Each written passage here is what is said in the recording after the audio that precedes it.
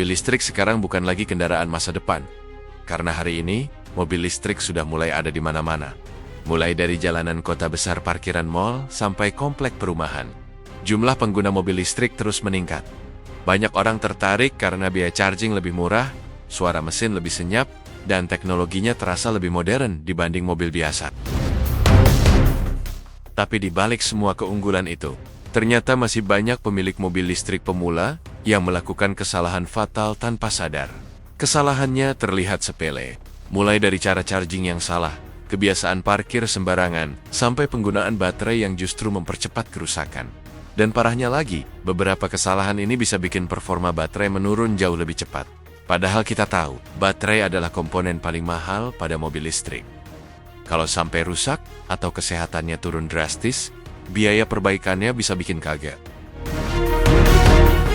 Nah, di video ini, kita akan membahas 5 kesalahan fatal pemilik mobil listrik pemula yang wajib kamu hindari. Karena kalau kamu masih melakukan salah satunya, umur baterai mobil kamu bisa jadi taruhan. Kesalahan pertama, sering fast charging terus-menerus.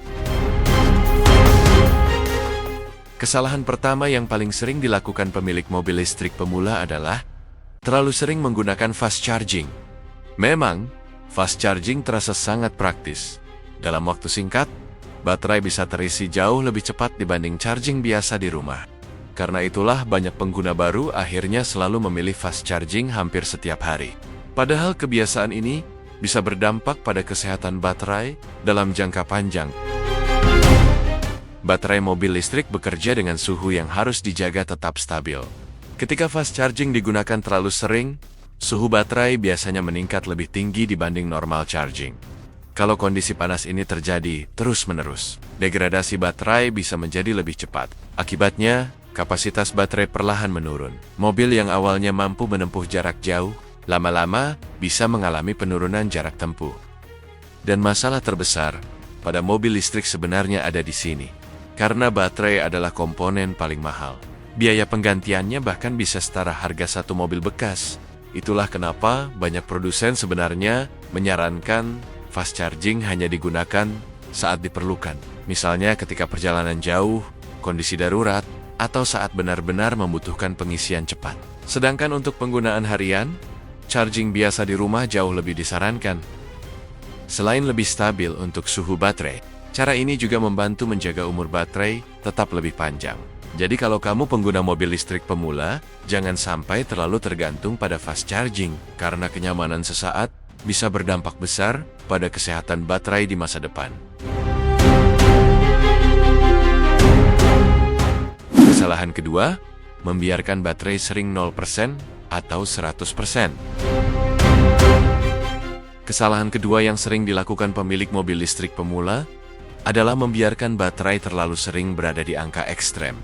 Misalnya menunggu baterai sampai benar-benar habis sebelum charging.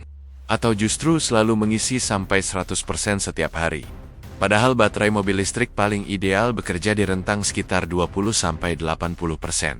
Kalau terlalu sering berada di kondisi kosong total atau penuh terus-menerus, tekanan pada sel baterai bisa menjadi lebih besar.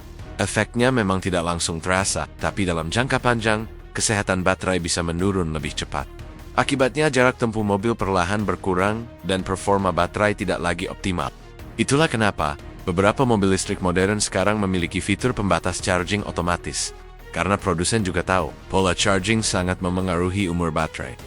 Jadi kalau kamu pengguna mobil listrik pemula, jangan biasakan baterai terlalu sering drop ke nol atau selalu dicas penuh setiap hari. Karena menjaga kesehatan baterai jauh lebih penting dibanding sekadar ingin baterai selalu terlihat full.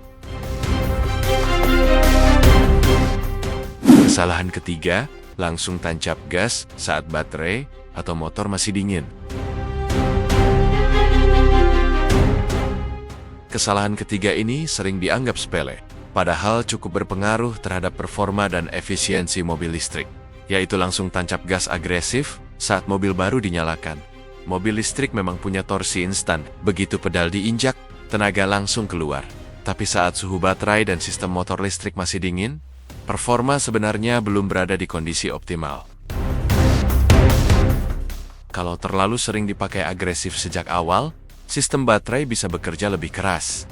Di beberapa kondisi cuaca tertentu, efisiensi baterai juga bisa turun. Itulah kenapa beberapa mobil listrik modern punya fitur battery preconditioning.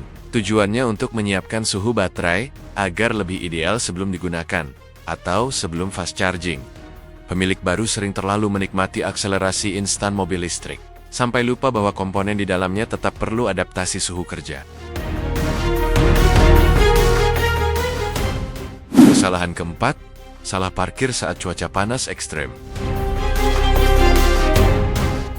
Kesalahan berikutnya yang sering dilakukan pemilik mobil listrik pemula adalah salah memilih tempat parkir saat cuaca panas ekstrem. Banyak orang masih menganggap mobil listrik sama seperti mobil biasa. Padahal, pada mobil listrik, suhu memiliki pengaruh besar terhadap kesehatan baterai.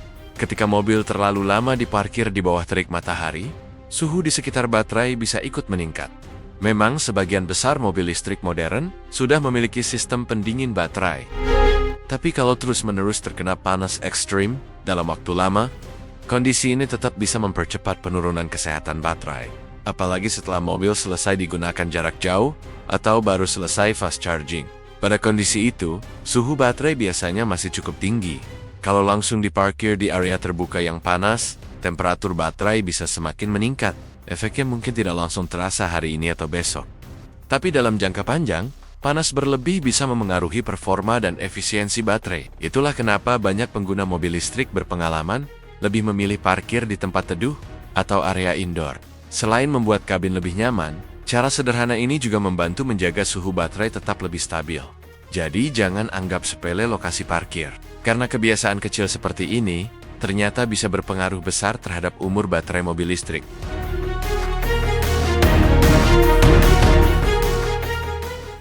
Kesalahan kelima, tidak memahami regenerative braking. Kesalahan terakhir yang sering dilakukan pemilik mobil listrik pemula adalah tidak memahami regenerative braking. Banyak pengguna baru menganggap fitur ini hanya sekadar teknologi tambahan. Padahal, regenerative braking adalah salah satu fitur penting pada mobil listrik. Saat mobil melambat atau pedal gas dilepas, energi kendaraan sebenarnya dikembalikan menjadi listrik dan disimpan lagi ke baterai. Itulah kenapa beberapa mobil listrik terasa seperti mengerem sendiri ketika pedal gas dilepas. Kalau pengemudi tidak memahami cara kerjanya, mereka biasanya tetap terlalu sering menginjak rem secara mendadak. Akibatnya penggunaan energi menjadi kurang efisien dan kampas rem juga bisa lebih cepat aus. Padahal kalau digunakan dengan benar, regenerative braking bisa membantu menambah efisiensi baterai dan membuat pengalaman berkendara terasa lebih halus. Itulah kenapa banyak pengguna mobil listrik berpengalaman lebih sering mengatur kecepatan secara halus dan memanfaatkan momentum kendaraan. Jadi kalau kamu baru menggunakan mobil listrik, penting untuk memahami cara kerja fitur ini agar mobil lebih hemat dan lebih nyaman digunakan.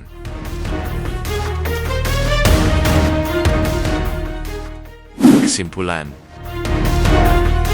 mobil listrik memang menawarkan teknologi modern dan biaya operasional yang lebih hemat. Tapi seperti teknologi baru lainnya, ada banyak hal yang harus dipahami oleh pemiliknya. Kesalahan kecil yang dilakukan terus-menerus bisa berdampak besar terhadap umur baterai dan performa kendaraan. Mulai dari terlalu sering fast charging, membiarkan baterai kosong total sampai salah cara parkir. Kalau kamu baru menggunakan mobil listrik, memahami hal-hal dasar seperti ini bisa membuat mobil lebih awet dan lebih efisien dalam jangka panjang. Menurut kamu dari 5 kesalahan tadi, mana yang paling sering dilakukan pengguna mobil listrik? Tulis pendapat kamu di kolom komentar. Dan jangan lupa subscribe supaya kamu tidak ketinggalan konten otomotif menarik lainnya.